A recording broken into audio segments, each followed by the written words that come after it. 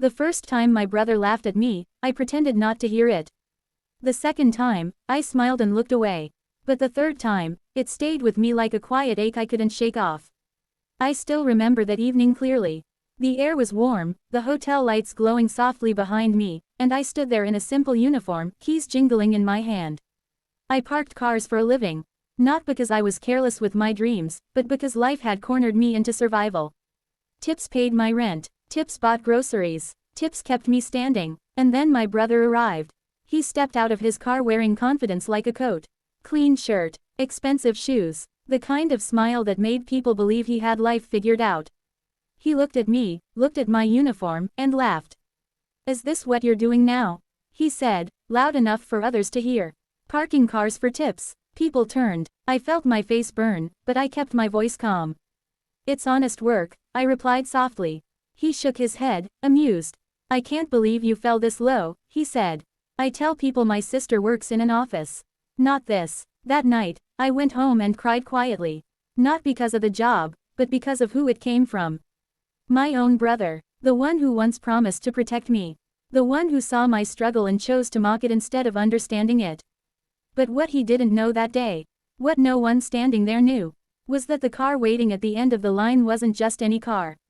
And the man sitting inside it wasn't just a driver. I wiped my tears, straightened my shoulders, and returned to work. Because sometimes, life tests you by lowering your head, just before it raises your truth. And my truth was waiting quietly in the driver's seat. After that night, I couldn't sleep. Her words replayed in my mind again and again, like a broken record I couldn't turn off. Every laugh, every pause, every glance from that table. I started noticing things I had ignored before. The way she spoke down to me. The comparisons hidden behind compliments. The pity disguised as concern. She always acted like she was ahead in life, and I was just behind. I tried to brush it off. She didn't mean it, I told myself. That's just her humor. But then I learned the truth. A week later, I overheard a conversation I was never meant to hear. She was on the phone with a cousin, laughing. "I had to say it," she said casually.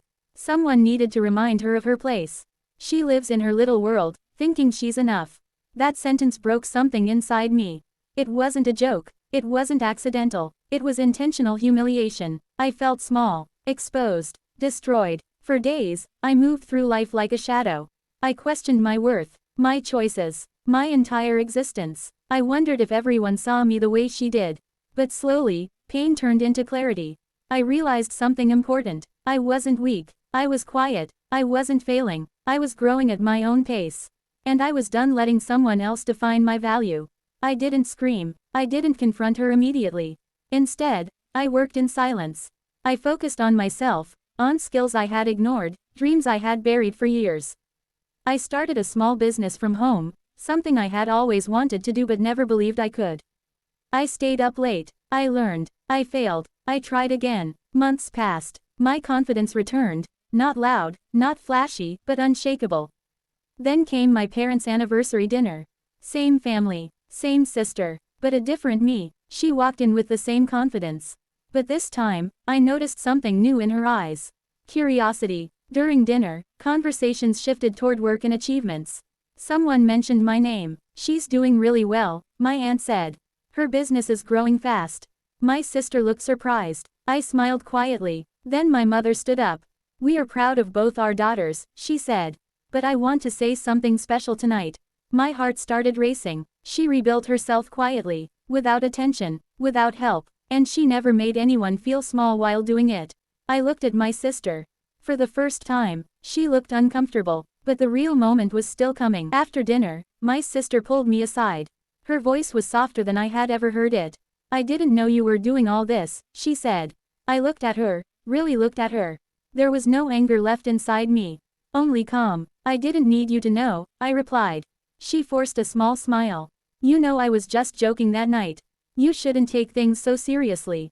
I took a deep breath. "You didn't break me," I said gently. "But you showed me who you were.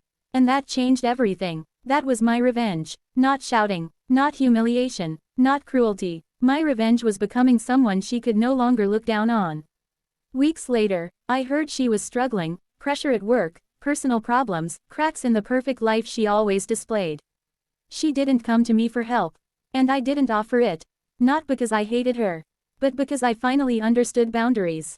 Sometimes, the hardest lesson people learn is realizing they no longer have power over you. I found peace, not in proving her wrong, but in proving myself right. That anniversary dinner taught me something I will never forget. Never underestimate the quiet one at the table. They are often rebuilding themselves right before they rise. And today, when I look in the mirror, I don't see shame anymore. I see strength. I see growth. I see a woman who survived betrayal and chose herself.